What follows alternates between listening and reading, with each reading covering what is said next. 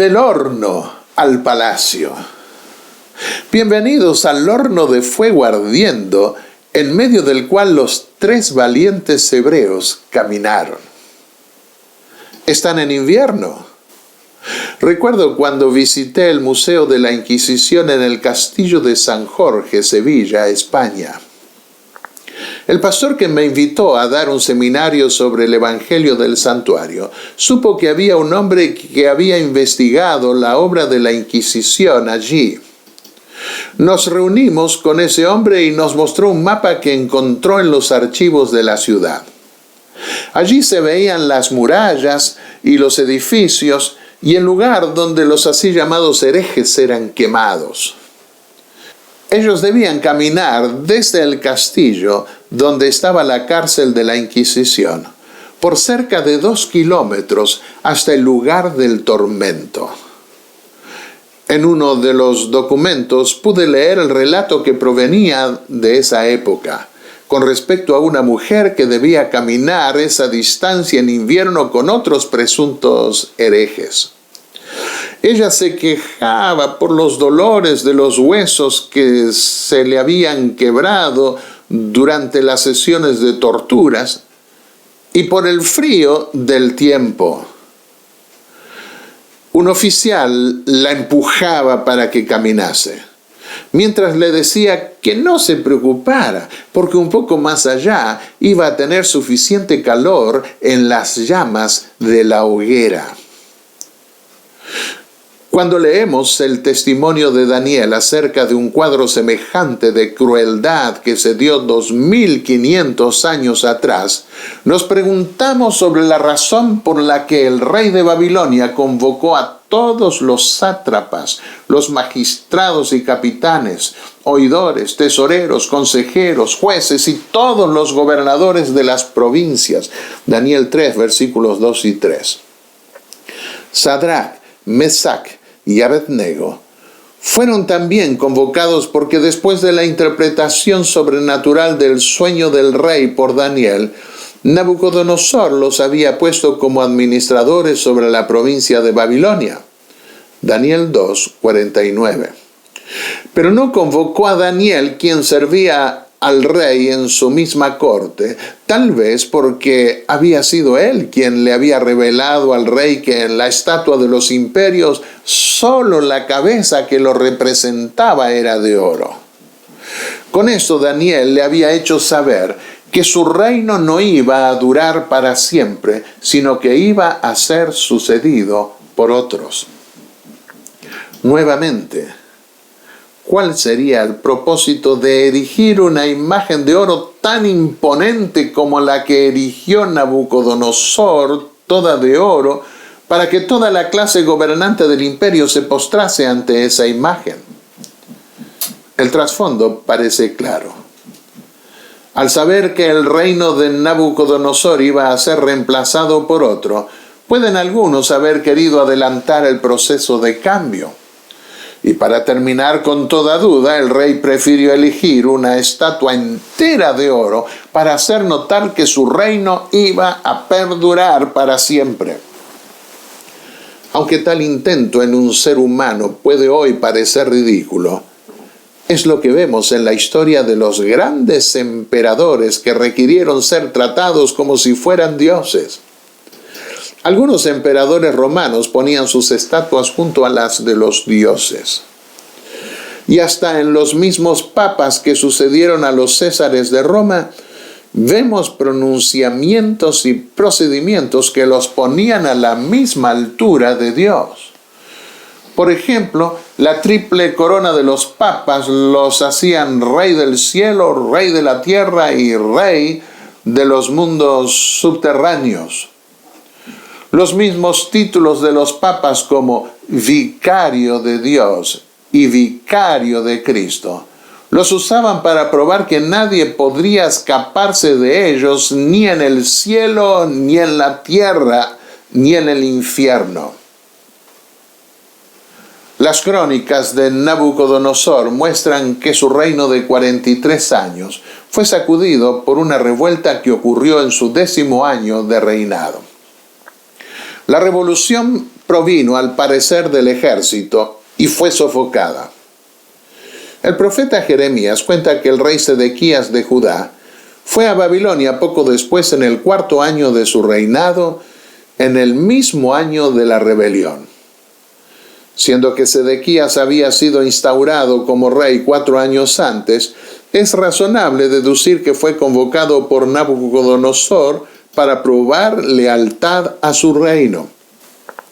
Pero el efecto de tal ceremonia fue negativo, porque al volver, el rey Sedequías reunió a los reyes vecinos de Edom, Moab, Amón, Tiro y Sidón para un complot de sublevación contra el rey de Babilonia. Encontramos la historia en los capítulos 27 y 28 del libro de Jeremías. Esto es comprensible porque el juramento de lealtad requerido por Nabucodonosor fue sacudido por el testimonio de los 3 valientes judíos que no se inclinaron ante su estatua.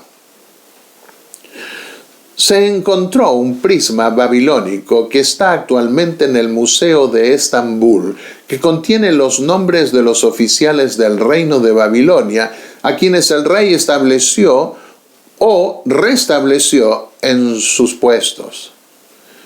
En la lista de oficiales y reyes extranjeros que fueron convocados, William Shea pudo distinguir los nombres de los 3 varones judíos que fueron convocados a la llanura de Dura. Llama la atención que uno de los 3 nombres, Ananías, que lo vinculaba al Dios de Israel, pareció prevalecer sobre el nuevo nombre que le habían puesto en la corte de Babilonia. En la confrontación de nombres relacionados con diferentes dioses, el testimonio de Ananías hizo sin duda que prevaleciera su vínculo con Yahvé, el eterno Dios de Israel. Como buen judío, Ananías aparece en el prisma como jefe de los comerciantes reales. Eso en la época del juramento. El otro nombre que llama la atención es el de Ardi Nebo. Estamos hablando de ese prisma babilónico. El término Ardi en acadio es Ebed en hebreo y significa siervo de Nebo, el dios babilónico. Si en el texto hebreo aparece Nego, puede haberse debido a que el escritor bíblico lo alteró intencionalmente para evitar su conexión con el dios babilónico. Ardi Nebo aparece en la lista del prisma de barro cocido como siendo secretario del príncipe Amel Marduk, el Evil Merodach de 2 Reyes 25, los versículos 27 y 28. No es de extrañar en este contexto que cuando este príncipe llegó a ser rey, sacó inmediatamente de la prisión al rey Joaquín de Judá y lo trató con benevolencia, haciéndolo sentar en su mesa todo el resto de su vida. Su secretario, según ese prisma, era uno de los cautivos hebreos. El tercer nombre que se relaciona con Mesac aparece como guardián de las mujeres del palacio en el momento en que se conformó la lista de los representantes del reino que, junto con los reyes de Palestina y de otras provincias de Babilonia, fueron establecidos o restablecidos en el prisma mencionado. La convocación estuvo acompañada por todo tipo de instrumentos musicales, sin duda ruidosos, para que todo ese cuerpo numeroso de magistrados se postrase al escuchar su sonido. Algunos críticos descubrieron que 3 de los instrumentos mencionados son griegos y quisieron usar ese hecho para probar que el libro de Daniel fue escrito en el siglo II a.C. bajo el dominio griego. Pero pudo probarse ampliamente la influencia griega en la Mesopotamia aún antes del imperio neobabilónico. Los nombres de los instrumentos musicales no cambian al pasar a otro idioma. Y el hecho de que se hubiesen usado solo 3 nombres griegos es evidencia clara de que el autor no estaba empapado en la cultura griega. Nunca faltan delatores en una multitud cuando alguien comete una falta, especialmente cuando hay extranjeros que ocupan cargos por encima de otros nacionales. Movidos sin duda por la envidia y el testimonio de una religión extranjera, esos nacionales acusaron a Sadrach, Mesach y Abednego de deslealtad al rey. Sin duda, recordando la experiencia que había tenido con ellos y habiendo escuchado un buen testimonio de ellos, quiso el rey darles una segunda oportunidad.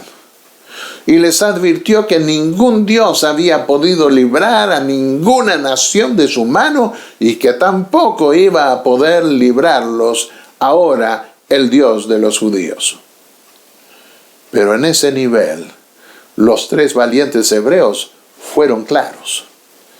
El Dios de Israel era el Dios del cielo y tenía poder para librarlos de la mano del emperador más grande de la tierra en ese entonces. Y si no lo hiciera, de todas maneras no iban a postrarse ante otro Dios que el Dios que habían servido toda su vida. Ese testimonio prueba que Sadrach, Mesach y Abednego se sostenían en la corte de Babilonia como viendo al invisible. En las palabras del apóstol Pablo en la epístola a los Hebreos. Todos los grandes hombres de la fe se aferraron al poder de Dios antes de verlas cumplidas. Esa fe no se desarrolla de la noche a la mañana, sino que se cimenta con el tiempo, por una comunión persistente y regular con Dios y su palabra. Un horno de fuego recalentado fue suficiente para quemar a los que arrojaron a los 3 valientes hebreos y las cuerdas que los ataban. Pero no para chamuscar siquiera el cabello de los héroes cautivos. Y un cuarto ser se apareció entre ellos como embajador del cielo ante la corte más grande de la tierra, quien más tarde en la visión del juicio final del capítulo 7 se presentaría como Hijo del Hombre ante la corte más grande del cielo. Hijo de Dios, Hijo del Hombre, perfecto mediador, quien cumple lo que promete.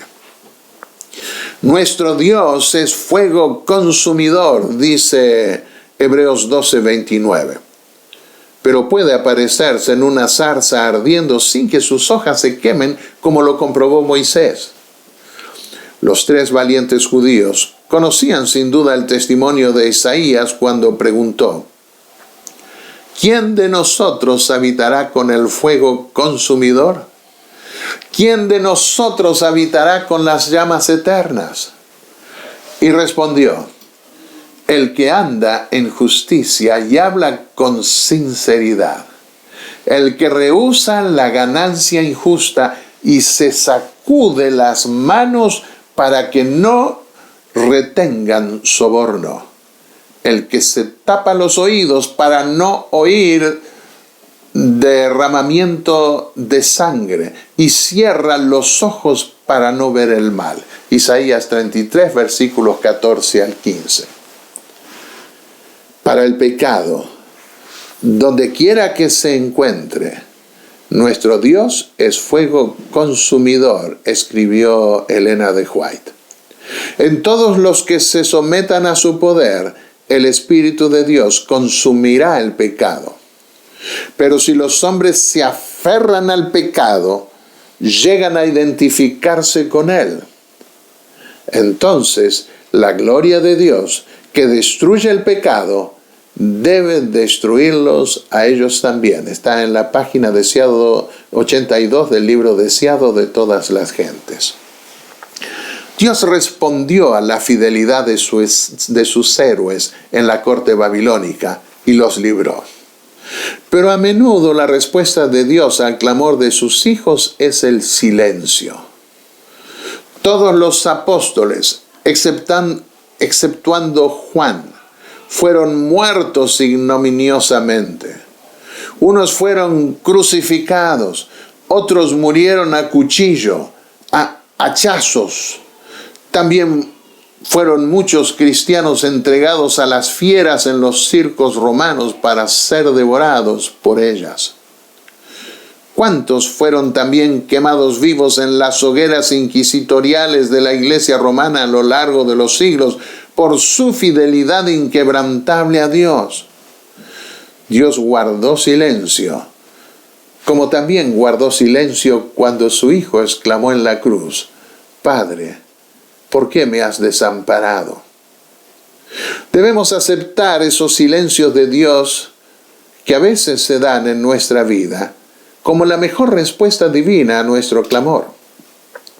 Nuestra fe debe ir más allá de las circunstancias presentes, ya que la fidelidad de los hijos de Dios no cambia bajo ninguna circunstancia. La ley de Dios no es negociable, y el día llegará en que el clamor de tantos mártires de Jesús tendrá plena satisfacción. El Señor les devolverá la vida y les permitirá vivir eternamente en su reino. Que así sea. Amén.